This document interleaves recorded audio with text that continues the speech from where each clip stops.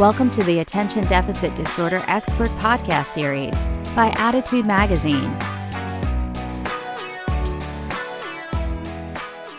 Hello, everyone. I'm Carol Fleck, and on behalf of the Attitude team, I'm pleased to welcome you to today's ADHD Experts presentation titled, Your Organized Home, Functional Organization for Your Life Phase Right Now.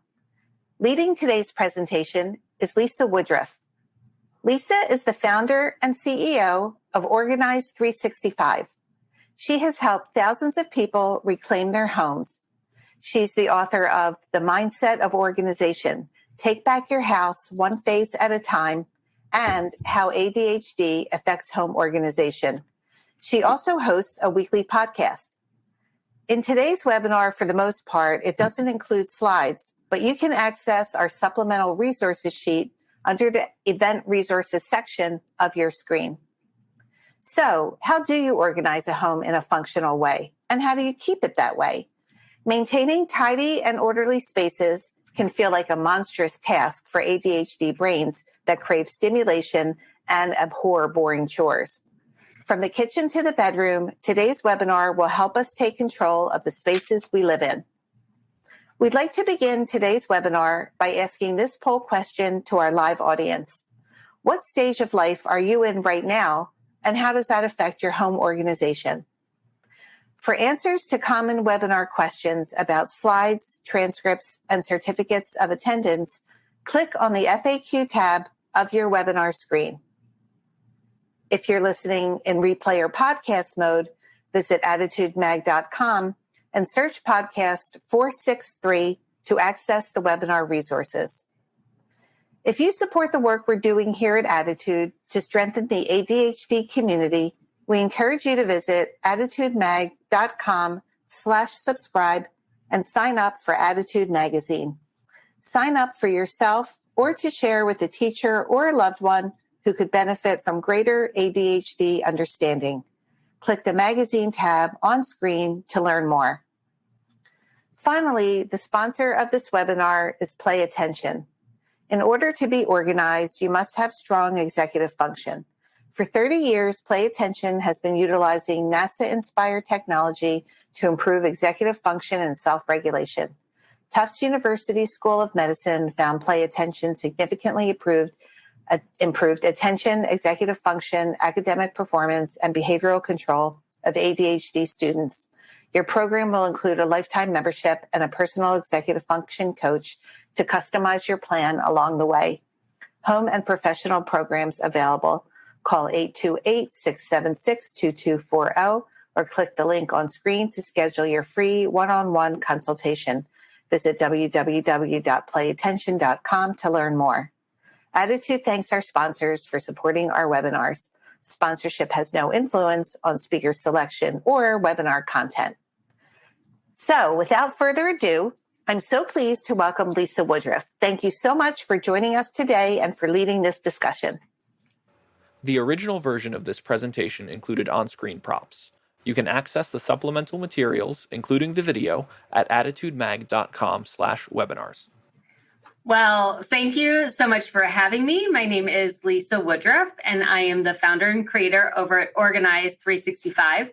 Before that, I was a school teacher and a stay-at-home mom. So I come into this talking to you about organization from the lens of a teacher, how to teach the skill of organizing, and as a parent. But today, we're mostly going to be talking about you and not kids. I'll talk about kids a little bit, but mostly we're going to talk about you.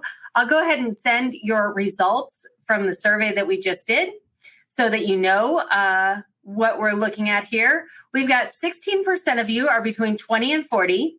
56% of you are between 40 and 60, which I kind of thought we would have. And 26% are over the age of 60. And you know what this tells me?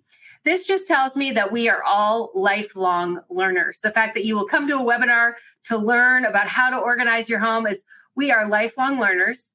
We want to learn more about getting organized, and that desire to learn and the skill set needed does not change as you get older.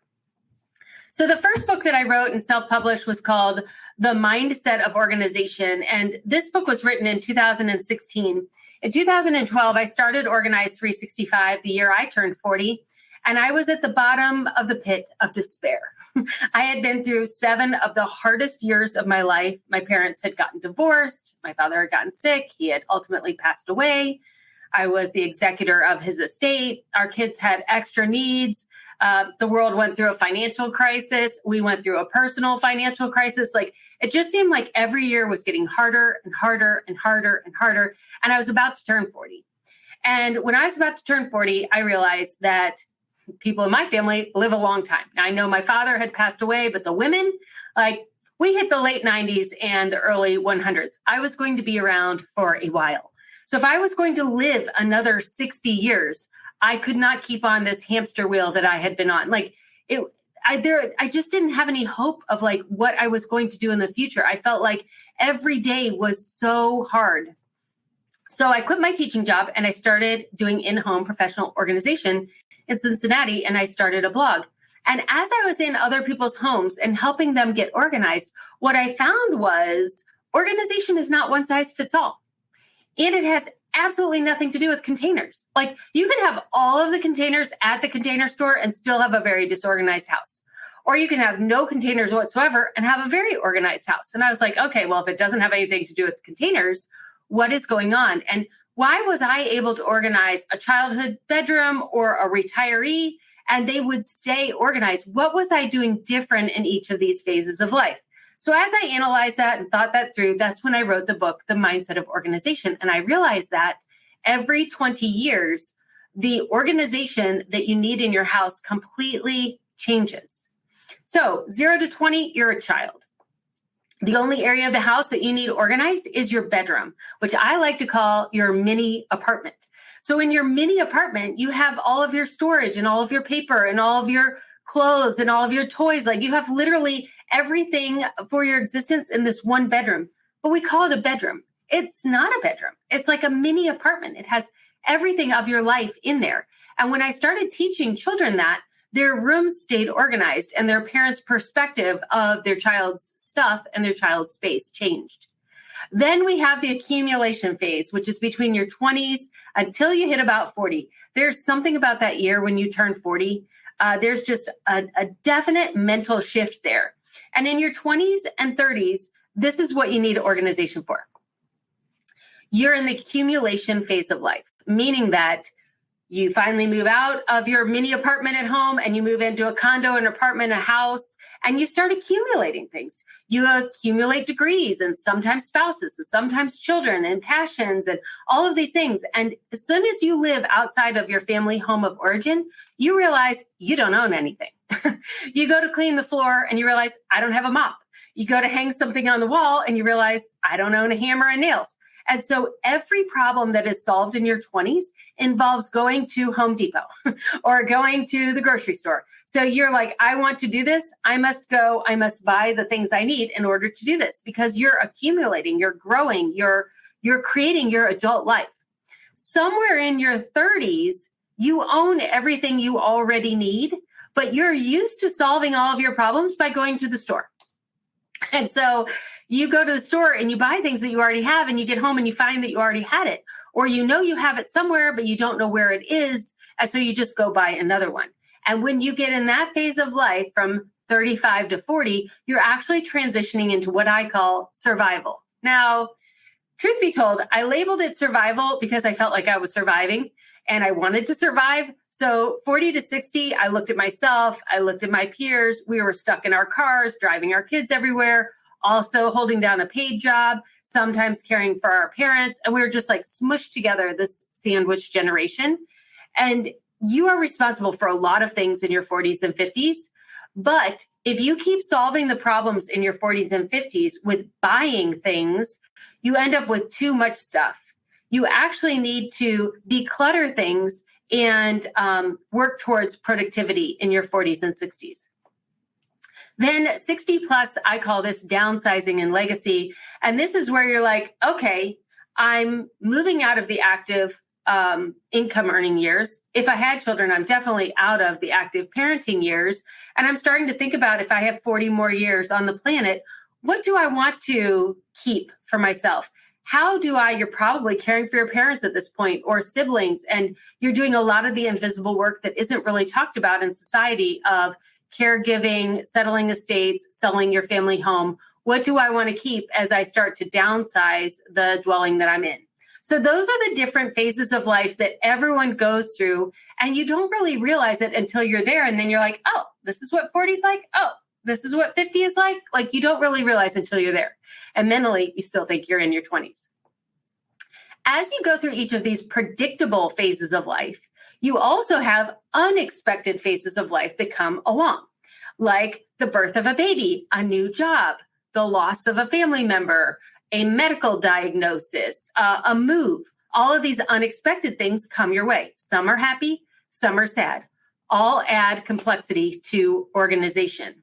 So one more thing before I do a fun little demonstration with you that I think you will all resonate with and never forget. As I started looking into organization, I realized that we use 3 terms in organizing interchangeably, and they are completely different. Decluttering, organizing, increasing productivity. Ultimately, what we all want is more time to do what we want to do, or what we're uniquely created to do, and be a productive member of society. In order to get more time, we think that we just have to get rid of stuff. We need to declutter. And that's sometimes true, sometimes not true.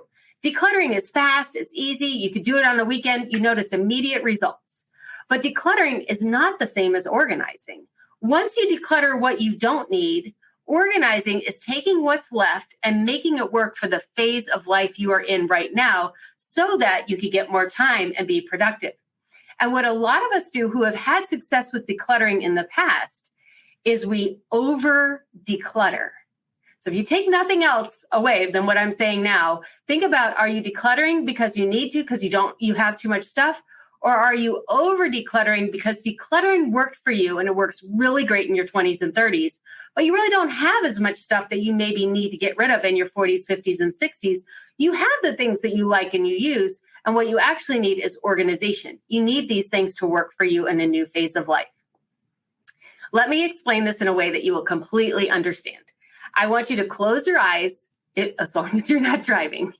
And I want you to think about the kitchen in your childhood home. The kitchen in your childhood home was where you got a snack after school, where you made yourself breakfast, and where you probably did the dishes after dinner. And that was the sum total of what you did in your childhood home kitchen. Then I want you to think about the first kitchen that you had in your 20s, which did not have enough stuff in it. And that's when you quickly realized that your mother's kitchen was way more equipped than the kitchen that you are in today. And you started to accumulate the things that you wanted in your kitchen. And you started to make food choices that worked for you and what you needed.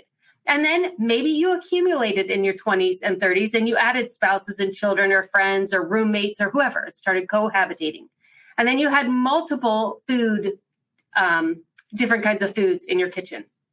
And then when you hit your 50s and 60s, if you were part of a new family in your 20s, 30s, and 40s, all of a sudden those children start to leave, and you're now down to a family of 2 or maybe just 1. But you're where the holidays happen. So you may be able to minimalize and streamline your kitchen most of the days of the year. But when it comes to the holidays that your family celebrates, everybody reconvenes in your kitchen, and you need to have all of the supplies for a big family event with all of the unique different things that people need. And for many of us, that kitchen is the same kitchen. Like if you're living in your childhood home, but now you're 65, that kitchen has been through many different seasons of life. And that kitchen needs to be organized differently, even though it's the same exact kitchen, minus maybe a remodeling. Okay, so now that we have this, I want to talk to you about home organization. I have been doing some academic level research on organization.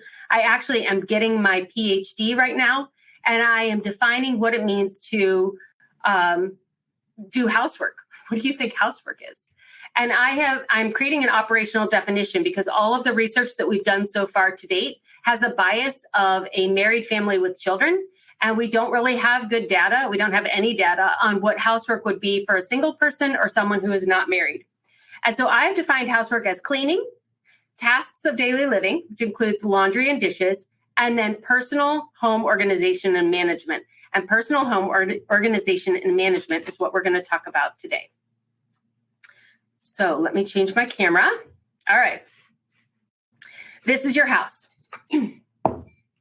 So we have, our house appears cluttered, but the clutter is multiple different things. So the first kind of clutter is storage organization. So these purple cubes are going to represent storage organization, things that you're storing.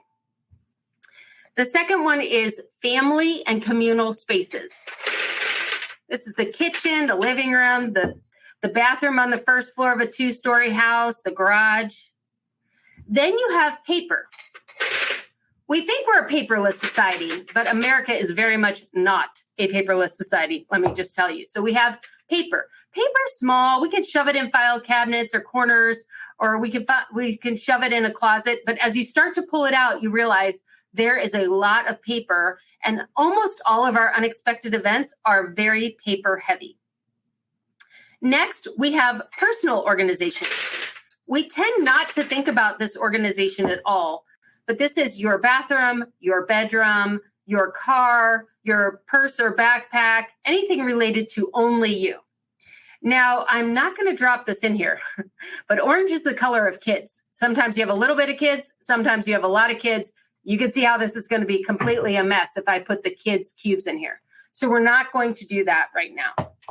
So this is your house. We have all these different categories of things that are disorganized. Now, it's the summer right now. We are in July. It's towards the middle of July. And you have made a decision and you have decided that is it. I'm actually going to take the whole last week of July off and I'm going to focus on getting my house organized. And so this is what I'm going to do. Right. Oh, did I never change it? I don't think I ever changed it. I never did change it. Sorry, you guys. Okay, so this is your storage organization. It's purple, family is blue, paper is green, and personal is pink. You already saw my cheese head. All right, so I'm going to move into my cheese head. Sorry about that. Okay. So we're like, I'm going to get organized. I'm so going to get organized. Okay, we get up Monday morning. We're like, I'm going to start in the garage. I'm going to empty out the garage. I go in to get a drink out of the refrigerator. I'm like, oh, this refrigerator is a mess. I'm going to clean out the refrigerator. I might as well start a load of laundry. I'm going to take up laundry that's clean. Oh, maybe I should work on my closet. I start working on my closet. We get to the end of Monday, and we've got a little bit of the garage done. We've cleaned out our refrigerator, and we've started on our closet. But of course, our closet isn't done. So we start Tuesday morning. We're like, great, I'm going to finish the closet. And then I really want to go back and do that kitchen. So I'm going to do the kitchen counters. Maybe I'm going to clean out the pantry. And then you decide to go out with a friend. So now you've got this much organized. And we just keep going. The next day, we're like, okay, now I'm going to go back to that garage. I'm going to finish the garage. This is a good person, actually, that's actually finishing things. And I'm going to finish my closet. And I'm going to take a look at the family room. And I'm going to clean out the cabinets in the family room. And you get to the end of the week, and you have this much organized. But you still have all of these cubes that are left. And you're wondering how am I going to get all of this organized? This is what's organized. Now, August happens. And of course, that kitchen does not stay organized at all. Like, kitchens just don't stay organized very long. And if you did a good job in your closet, it might stay organized through August, September, the beginning of November. And your garage, it stays half organized. So now here you are in September, and this is how much is organized, and your house is still a mess. Now, I want to show you a way in which you can get all of this organized. And the first thing you need to know is, what phase of life are you in? So before I show you how to get it organized, you can find all the resources I'm going to show you at organize365.com/attitude. You can get this whole research. This is all the research that we've been doing. I want to show you this because you are not alone. If you're like, my house is disorganized, I don't know how I'm going to get my house organized, I must be the only one, You are not the only one. When we surveyed 5,000 Americans and we asked them if their personal spaces were organized, like nobody can undo your personal spaces except for you, your closet, your bathroom, your bedroom, your car, only 15% said they were organized. Only 15%. We're like, okay, well, maybe they're organized in their kitchen, their family room, their living room. No, only 14%. What about your storage areas? Garage, attic, shed, 13%. What was most surprising is that 18% of people said they had paper organized. And most people don't even think they have paper. If this was a school and this was our report card, we would not be on academic probation. We would be closed. And the problem is we don't have a really good plumb line of what does it mean to be an organized person? Like, what does it mean to be personally organized? Does it mean to be Pinterest perfect organized? Like, that is not realistic. And so once I got this research back a year and a half ago, I was like, oh my goodness, the problem is so much bigger than I thought. I thought the problem was that people didn't know what organization was, but the problem that I'm figuring is that there's so much organization. If you take out dishes and laundry and you take out cleaning, which is 28 hours per week, by the way, housework surveys will over and over and over again, 25 to 28 hours per week are done on housework. Where are you going to find this extra work for organization, which academia calls an optional hobby undertaken by women? It's not an optional hobby. Organization is where time comes from. But the fact that we're just doing anything that we see in any little pocket of time that we have has us being the mouse running through the maze, trying to find some cheese, and we're never done. But we're exhausted. We're working all the time. You're doing a great job. Like, you are doing the work that needs to be done. But here's how you actually do it. If you truly want to get organized, you will need to do this every 20 years. You will need to completely reorganize your life, because the organization you needed in childhood is not the organization you need in your later years. It is different organization. You have different expectations. You have different obligations. You have different responsibilities. So step one, the first thing you need to do is organize yourself. And oh my gosh, this feels so selfish. It feels so selfish, especially if you're a woman. You're like, no. I need to organize the children or the community or the world. And I'm just telling you, when you take the time to organize your closet for the phase of life that you're in, for the body that you have, for the roles and responsibilities that you have, here's what the definition of an organized closet is. The definition of an organized closet is, I can walk in your closet, pull out an outfit, tell you to put it on, and you're like, great. And you just put it on and walk out the door. If there's anything in your closet that you don't want to wear out the front door, you don't need to have it in your closet. Now, side note, when I first did this personally myself, I didn't have very much money. And I was at the bottom of the pit of despair, remember? So I went into my closet. And when I went in there to get rid of everything, I literally only had 3 outfits left that fit the body I had, because I'd been on antidepressants. So I'd gained 30 pounds and I would look presentable if I left the house in that. So I slowly, over the course of a year, which is the book, Organization is a Learnable Skill, I slowly, over the course of the year, decluttered my closet 30% at a time. I replenished it with hand-me-downs from people who I was organizing, and also through consignment shops. And then I had a great new to me wardrobe, and I had about 15 outfits that I could wear. It will take you anywhere from 2 months to 6 months to completely organize yourself.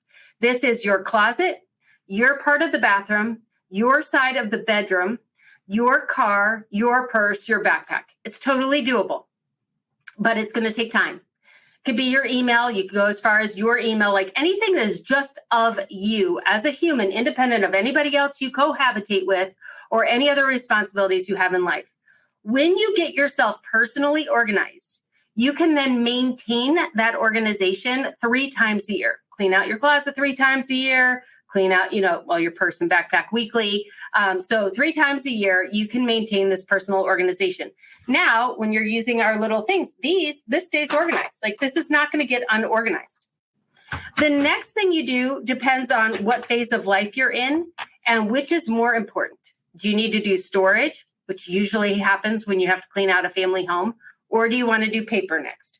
We're going to do storage next, because if you start in the fall, with the energy of the fall, you can get yourself organized in September and October. November and December are the best months to organize your storage, because if you celebrate any of the December holidays, half of your storage room is full of December holiday stuff, and it's out on display in your house, so you can actually move around in your storage. Storage organization, garage, offsite storage, attic, shed, basement. Storage is a prepaid for store. Storage is a prepaid for store, meaning that if you want to buy something or do something, first, you go check and you see if it's in your prepaid store. Now, I've organized hundreds of houses, and do you know what's in most people's storage rooms? I'm not looking in your storage room. This is what's in everybody's storage rooms. Broken stuff that we don't want to get rid of because it was expensive, and we might fix it someday. No, you won't. Stuff that we need to return to a family member who doesn't want it returned to them, but now we don't want to get rid of it because they don't want it back. Stuff that we're saving for our children because they might want it someday. No, they don't, but we have it. And 50% is usually empty boxes. No joke. When we would go in and we would organize storage rooms, we could make it look like we had done so much work just by taking out all the empty boxes. 50% you could get done like that by just taking out the trash and taking out the empty boxes. Then when you're done, you need to make it a store. Your storage room should be a store, which means you need to put in shelving. So in our system, we teach you to line the room with shelving, and you use bins. When you organize your storage room this way, it will be organized forever. Forever. It will be organized forever. You know why? You can literally take these bins, put them on a moving truck, move to a different state, put up the shelving, put the bins back on. Like, what's in the bins might change, but the storage room will be organized forever. So now let's say you're to January, maybe March, and this is what your house is disorganized. Now it's up to you. Are those family spaces really bothering you? If you can hold out, if you could just stick with me a little bit longer and focus on your paper next. I know it's not sexy. I know it's not glamorous. I know you don't know what to do with every single piece of that paper, but I've created some systems that will really organize your paper into just a few buckets. You've got active paper to go in your Sunday basket. You've got 4 categories of paper that are in your filing cabinet: medical paper, financial paper, paper related to your house if you were to sell it, and paper related to your family living there, like pets and vacations and things like that. And maybe optional paper if you have kids. There's a paper related to kids who have special needs, and then paper related to kids' memories.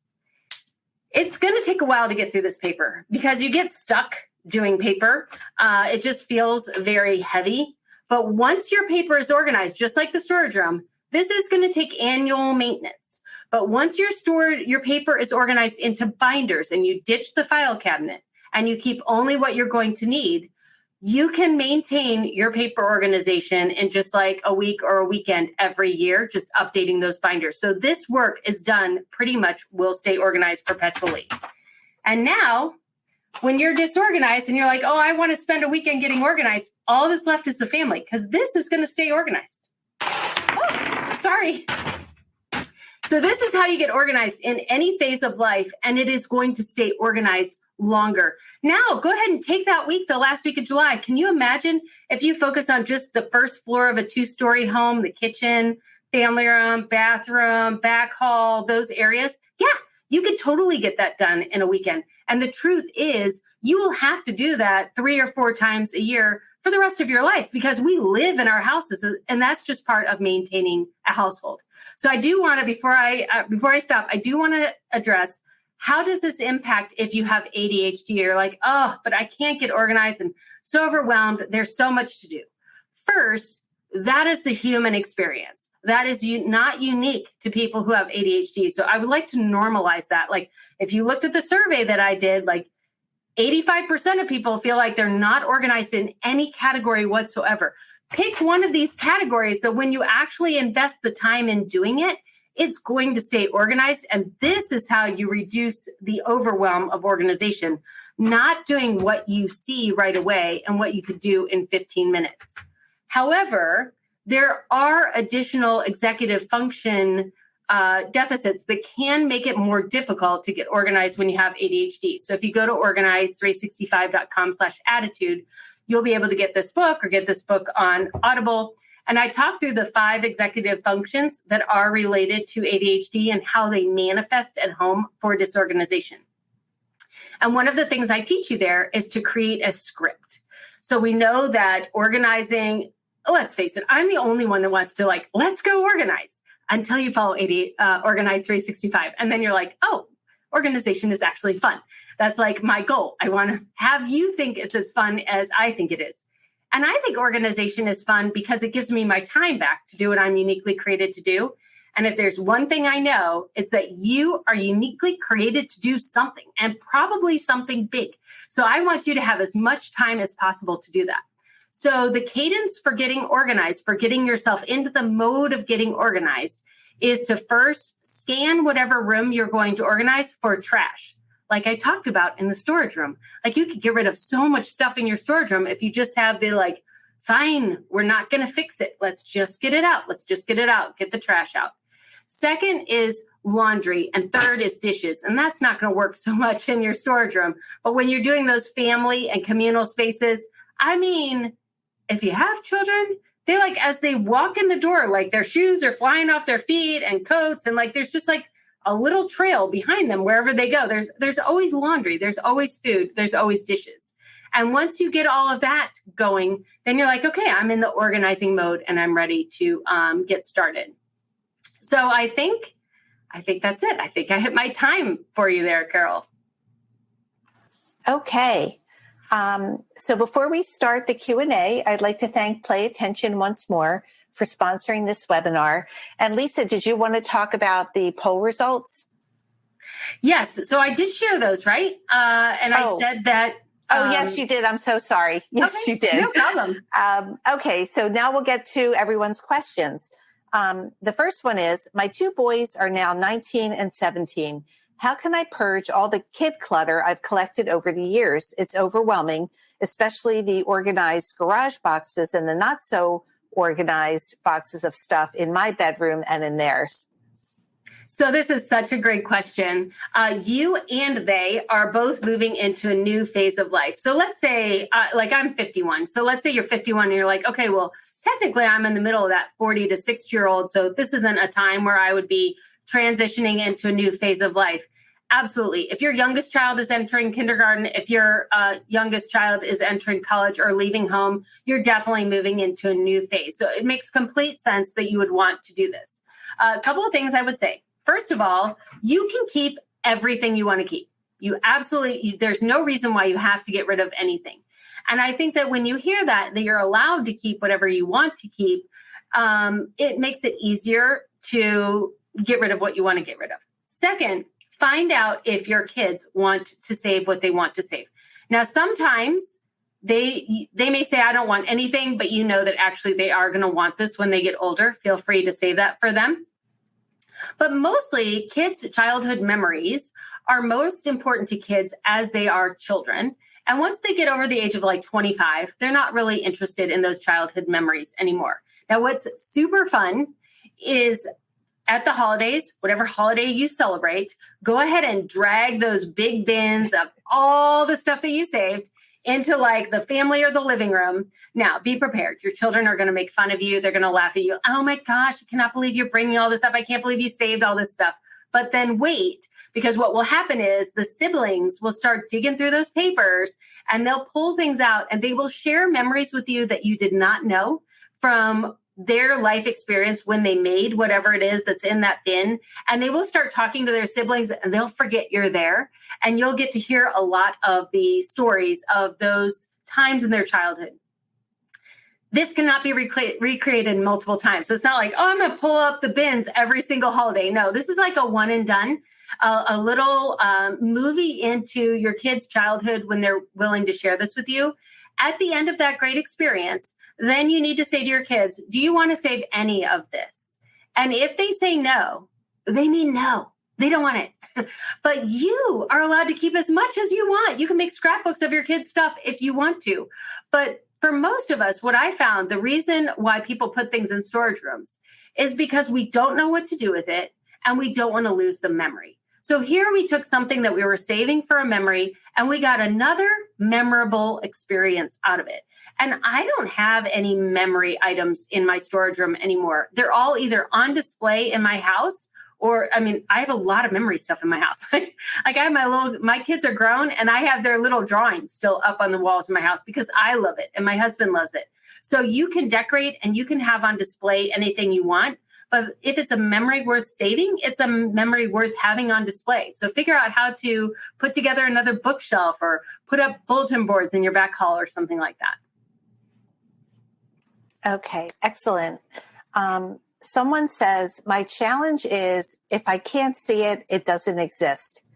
It means I buy things 2 and 3 times, the same things, because I don't realize I have that item in a closet. I like to keep things on the counter so I can see them, but this drives my partner crazy. They think it's clutter. How can I organize so that I always know where to find items in my home? Yes. So in the book, How ADHD Affects Home Organization, because I approach home organization from the lens of a teacher, I know as a teacher that we learn in a couple of different ways. Some people can watch this webinar and be like, oh, that makes sense. I need to turn my storage room into a store. And they could just do that this weekend without needing any other instruction whatsoever. Some people may say oh, okay, I need to turn my storage room into a store, but I don't know how to do that. So I'll get a course and then I'll see how I could do that, but I could do it on my own as long as I have a course that can walk me through it. Some people need small group accountability and a community where they're going to do it together. And they're like, okay, so I don't want to go in my storage room, but I'm in this group and we're doing holiday decorations this week. So I'm going to be accountable and do the holiday decorations with the group. And then some people need one-on-one instruction and accountability. And that's where a professional organizer would be a great benefit that comes into your house and literally helps you get organized. And with my students in my classroom, I would give them one-on-one tutoring, or we would work one-on-one. That's kind of what a professional organizer does. Interview enough so that you find one that really clicks with you. And you saw the survey results. There's nothing wrong with you. Disorganization is completely normal. You should never feel judged. And whoever is helping you should always give you grace because we're all learning. So the heart of the teacher will always be like, we're learning. I was disorganized too. This is what worked for me. Is this working for you? How do we come up with a solution? But if you need a very visual solution, you may want to find a professional organizer that can help you do that. Okay.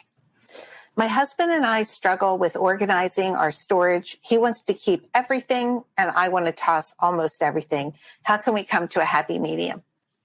So for me, I only organize myself in my house unless my family members ask for help. And the same when I was a professional organizer, I wouldn't organize anybody who wasn't there. So 2 things can happen when you focus on yourself. There's always more we can declutter and organize on our own. And I freed up enough time that I'm now going back to school and getting a PhD. So when you free up time, if your house isn't completely organized to your level of organization because your partner wants more stuff, instead of using your extra time to change them, which isn't going to work, use your extra time to do something else you're uniquely created to do. Like your homework is done. You're allowed to move on. They have extra stuff. People have a different amount of stuff that they like to keep. There's no right or wrong to it. As long as your house is habitable. The other thing is you could start to create zones. Like, okay, we're not going to have any extra stuff in the family room, living room, and dining room. And you can give them the entire storage room, but the stuff can't come out of the storage room. So when the storage room is full, that's all the space. So if you want to keep more stuff, it has to go back into the storage room. And obviously that's not a hard and fast rule, but just kind of like what you would do with children. Like, well, if you were to make some rules that way.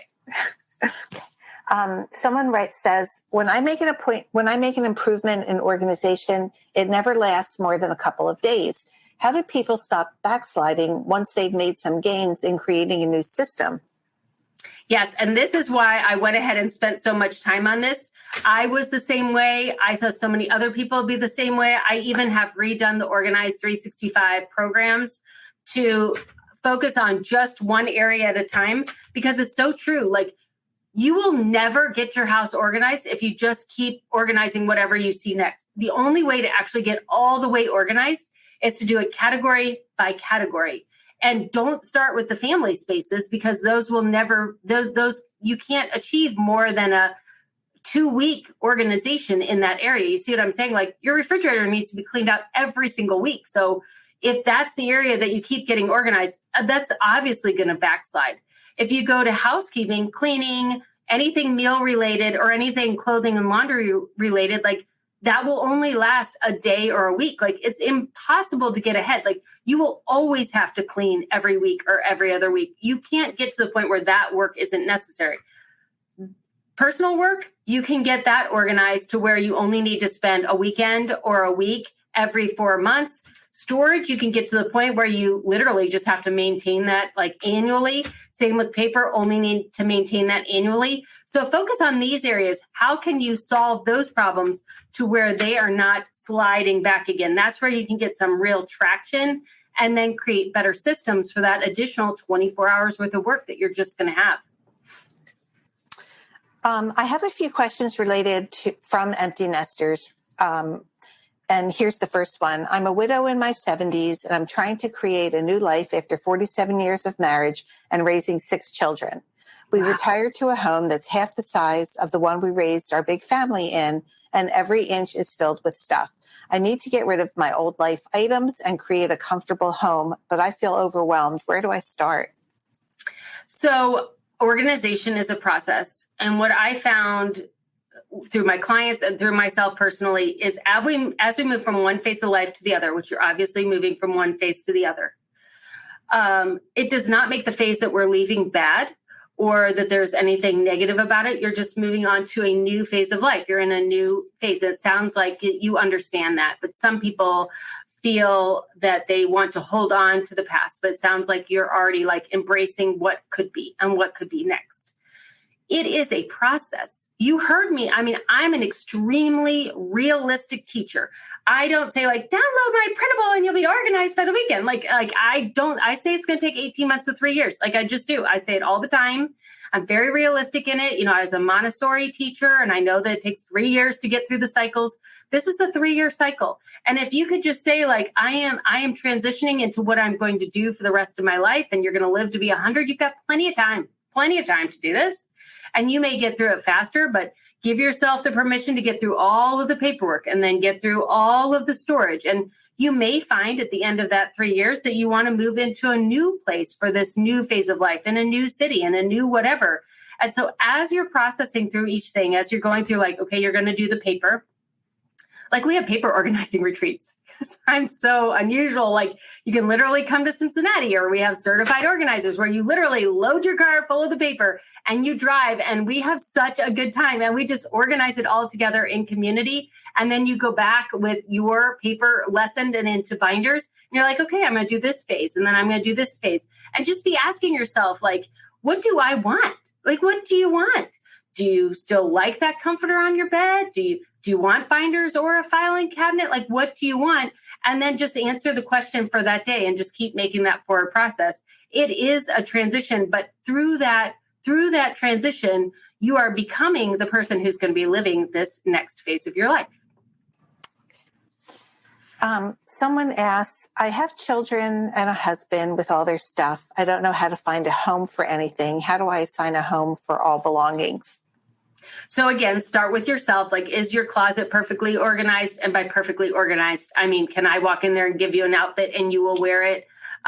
In the bathroom, do you have no samples whatsoever? Stop taking the samples. Like, I would open up my drawer and I'd have all these different samples of things I was never going to use. I'm 51. Like, I know the supplies I'm going to put on my body. I don't need new novel. This isn't where I'm going to get my creativity.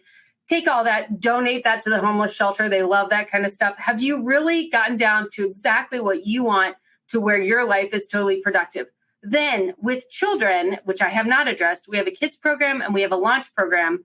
Teaching your kids the skill of organizing is the biggest gift you can give your kids, because if you don't learn it along the way, like, who's going to teach you the skill? That's what I found. Like, you could buy containers, you could buy stuff, but no one's teaching the skill of organizing like we are at Organize 365.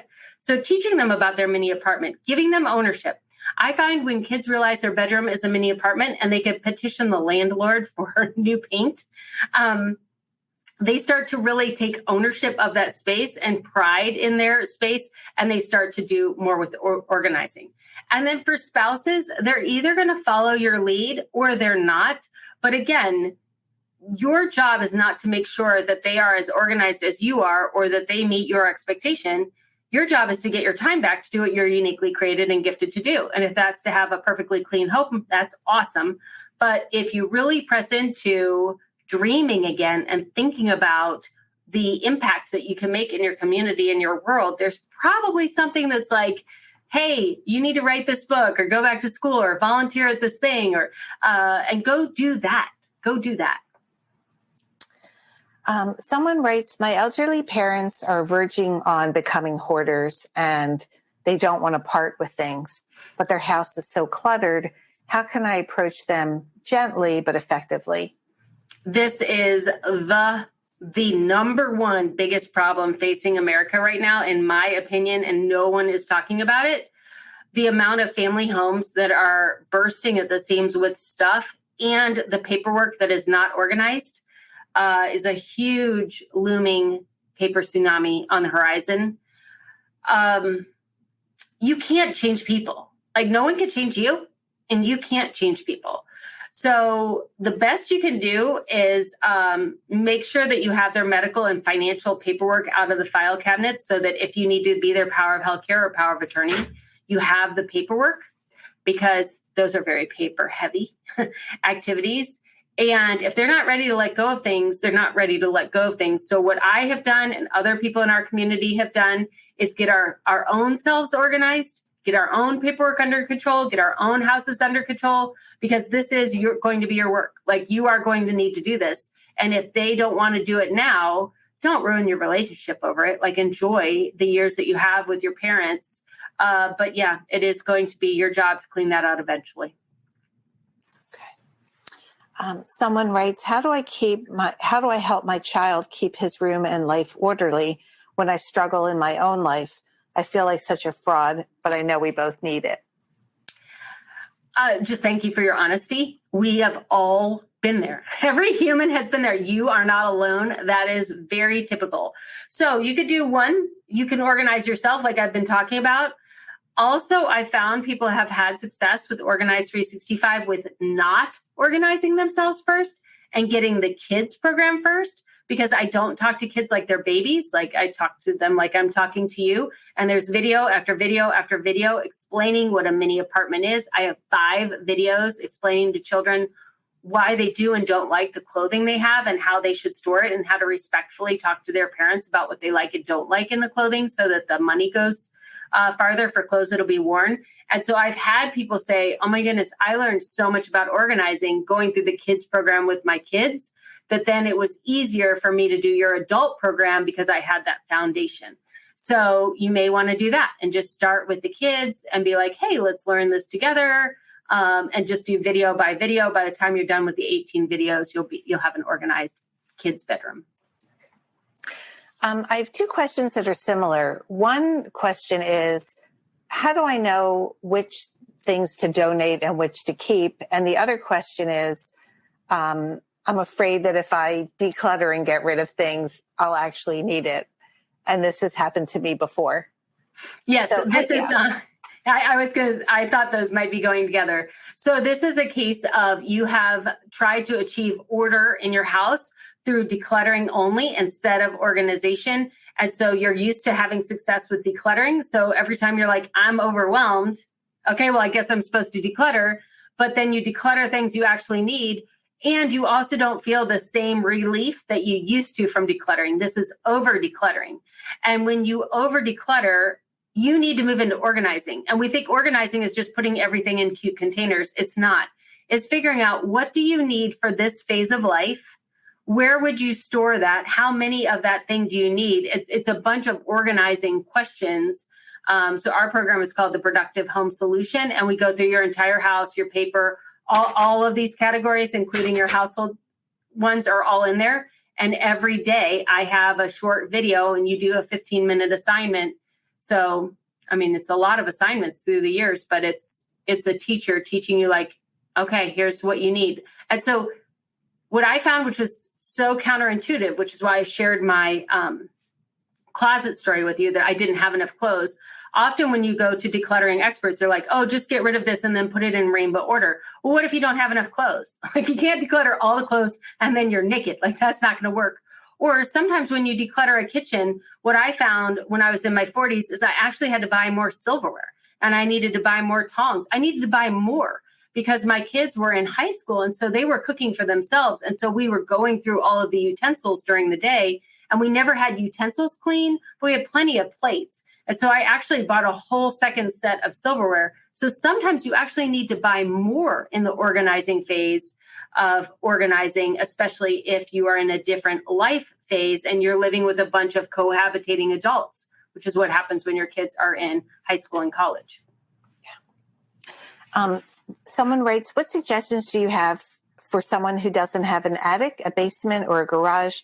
I live in a 2-bedroom ranch with limited options for storage. Closets are not walk-in, and I only have one linen closet. Yep. So you can do offsite storage. You can put in like IKEA has like these, you can make a wall in like the spare bedroom, actually be a bunch of closets. And then behind each closet, you could put things in. I don't know if you said you have a garage, you could do that in a garage. Not everyone has a lot of storage area. I don't necessarily think that's a bad thing. It makes you make decisions to actually keep what will fit in your size dwelling. One of the reasons why I love having the Organized 365 podcast, and I do have a YouTube channel, but I don't do any organizing on my YouTube channel, is because everybody's size dwelling will be different. Different part of the country, different size dwelling, different family compositions, like all of that are variables. But we all want to get organized. We all have housework. We all have organization that we want to do. And so through the podcast, when you listen to the podcast episodes, you're thinking about your house and the storage that you have in your house, not looking at my actual storage and wishing that you had my storage. So that's just a constraint that you're going to need to live within. We had a few questions around momentum. People know what they need to get rid of, and they either have difficulty starting the process or staying with the process and completing the process. Those are both executive functions. So one is task initiation, that's getting started. And the one that is completing a process, let me go to my executive function list. So those are both ADHD related. And I could flip through and see. So if you go to the Organized 365 podcast, or you just go to organized365.com/attitude for this webinar, you'll be able to see the podcast that I recorded last year for executive functions. And I did one on task initiation, and I did one on whatever this one is, which I can't think of what it is, which is task completion and where you get stuck. And there's a playlist right there on the website page. We put it up there today. So organized365.com/attitude. You'll be able to listen to the podcast episodes that specifically address those executive functions. Okay. We also had a few questions around people who are working from home since the pandemic. And there's clutter in their living spaces. Not everyone has a designated office. Right. So how do they deal with their work stuff in a living room or dining room? But then also, how do they organize even when they do have a designated office? Yes, great question. So even if you don't have a designated office, you're probably using a computer. I mean, most people are using a computer. So let's just say your computer is your designated office, and wherever the computer is, that is your designated office, and anything that goes with that. Typically, what we helped people do during the pandemic was just get a simple cube system. And you can get them at Walmart, Target, IKEA, just a simple cube system. I have one behind me. You want a large one. This is like the Collax from IKEA, or the Better Homes and Garden brand, or I think Threshold is the brand at Target, because you want it to be a 13 by 13 cube. That way you could put binders in there. Your laptop will fit in there. Your backpack would fit in there.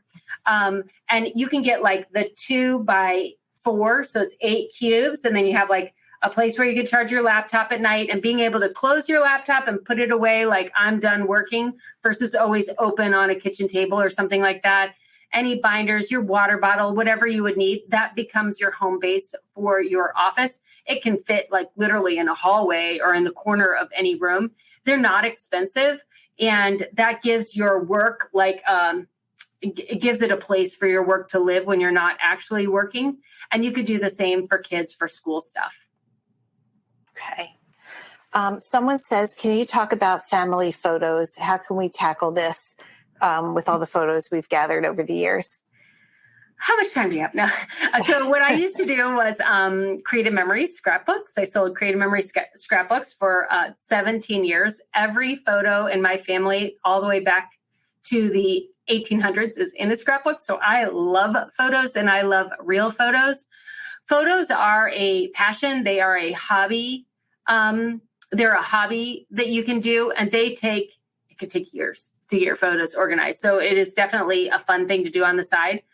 That is where I got the idea of the paper organizing retreats from, was because I did scrapbook workshops and I did scrapbook retreats. And that's why I say, put all your paper in a car and come to a paper organizing retreat, because I know the energy that you can get in one of those communal things.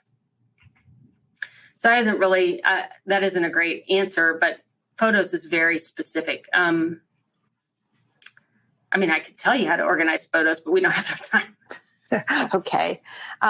This is one that I'm sure a lot of people could relate to. My husband and I are preparing for the birth of our first child. Oh. How do we organize for this next phase of our life? It's a big, broad question. Sleep now. Congratulations. How fun. The couple of things that I would say is trust your gut. You know more than you think. You are uniquely created to be the parent of this child for a reason. You're not going to have all of the answers, but you know more than you think you do. And just, I know you want to check all the boxes. I know you want to do all the things. Babies have been born for millennia, and your baby will be fine as long as it gets love and you get sleep. Like I say, if your child is under the age of 5, this is my organizing advice. You ready? This is from the expert.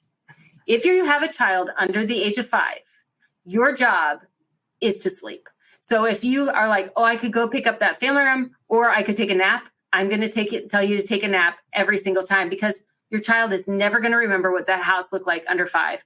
Your spouse is going to be so much happier if you had the nap than if the family room is cleaned up. And you really do need the sleep. So you really do need the sleep. Organizing children is like shoveling snow in a snowstorm. Your child is going to every 3 months or sooner, change diaper sizes, clothing sizes, foods that they're eating, like until they're 5. And so the amount of change that is going to be coming your way is a constant, and you'll probably add more kids, and then they'll go to school. So your job is to just keep shoveling the snow, even though it's still snowing. And if you're tired, take a nap. Whatever it is can wait, take the nap.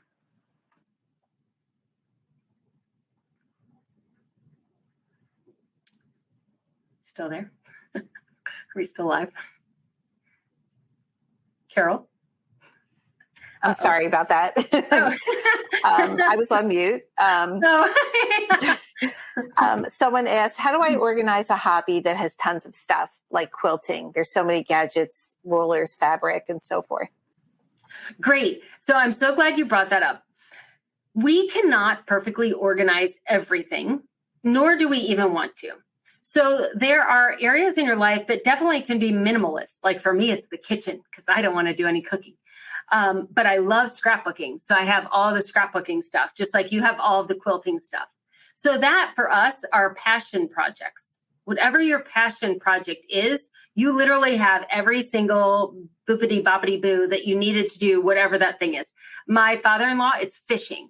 In his garage, there are fishing rods. They look like wallpaper. There's so many fishing rods in his garage. And my mother-in-law said, I need you to organize the garage, because I just can't handle it. So I went out there and I looked at all, and I came back in. I said, it is organized. And she's like, no, look, do you see how many fishing poles there are, and tackle net and the boat? And I said, yeah, it's all extremely organized. And he wants to keep all of those things. So passion projects. Adults usually have 1, 2, or 3. 3 is kind of the max we can handle. I have like 8, but anyways, I'm down to 3. So your passion projects, if you can limit it to 3, this is the rule. Number 1, buy any container that hobby is selling. So like if there's like a little thing that you can buy for all your different thread, permission granted, go buy it. Like if there's an organizer made for your passion project, buy the thing. Second, you're not going to declutter anything because you see value in every single scrap of everything because this is your passion project. You're allowed to keep it all. And third, it needs to be kept in one location. So as long as my father-in-law's fishing stuff all fits in the garage, he's allowed to keep it. As long as your quilting stuff all fits in the extra bedroom, the craft room, wherever you put it, you're allowed to keep it. So buy the containers, keep everything you want, but keep it in one location. And then if you're like me and you had 8 passion projects when I turned 40, you need to start whittling those down to just 1 to 3 and really invest your time and effort in that. Okay. Well, unfortunately, that has to be our last question. But Lisa, thank you so much for joining us today and for sharing your expertise with our ADHD community. We got lots of compliments and comments just saying how great this presentation was. So we appreciate it. And thank you to today's listeners. Make sure you don't miss future Attitude webinars, articles, or research updates by signing up to receive our free email newsletters at attitudemag.com/newsletters. If you're listening in replay or podcast mode, visit attitudemag.com and search podcast 463 to access the webinar resources. If you support the work we're doing here at Attitude to strengthen the ADHD community, we encourage you to visit attitudemag.com/subscribe and sign up for Attitude Magazine. Sign up for yourself or to share with a teacher or a loved one who could benefit from greater ADHD understanding. Click the magazine tab on screen to learn more. Thanks, everyone. Have a great day. For more Attitude podcasts and information on living well with attention deficit, visit attitudemag.com.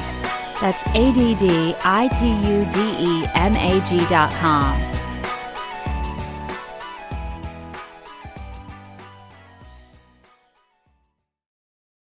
Waiting on a tax return? Hopefully it ends up in your hands. Fraudulent tax returns due to identity theft increased by 30% in 2023. If you're in a bind this tax season, LifeLock can help. Our U.S.-based restoration specialists are experts dedicated to helping solve your identity theft issues. And all LifeLock plans are backed by the $1 Million Protection Package. So we'll reimburse you up to the limits of your plan if you lose money due to identity theft. Help protect your information this tax season with LifeLock. Save up to 25% your first year at LifeLock.com/aware.